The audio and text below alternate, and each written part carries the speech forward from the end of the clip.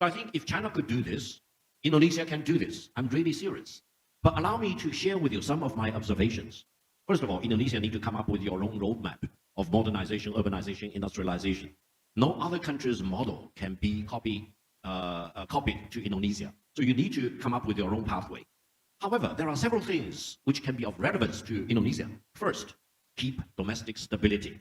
Second, keep peace. Indonesia should be friends with all and enemy with none. And then the third thing, very important, development should be the hard truth. And then you need to come up with your own unique way, your competitive advantages, for example. Allow me to share with you several of my personal observations. I think there is one advantage for Indonesia, which is rarely appreciated. Indonesia straddles on the equator, and Indonesia has one of the best locations for launching satellite. Therefore, my advice is that the Indonesian government need to leapfrog. You can easily leapfrog into one of the leading satellite launching centers. That means Indonesia should develop your space program and attract funding from all countries, including, for example, from the Muslim countries, the Gulf countries, as mentioned, and become an important launching center for satellite. You know, in China, we have the closest launching center close to the equator. It's about 20 degrees north of the equator.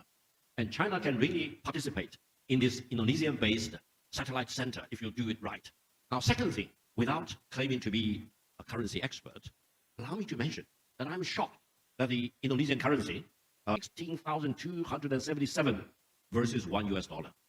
Now, allow me to take the liberty. I know the reason because of the international Asian financial crisis in the 1990s. I would recommend that the Indonesian government really do some currency reform to change it to 162 versus $1.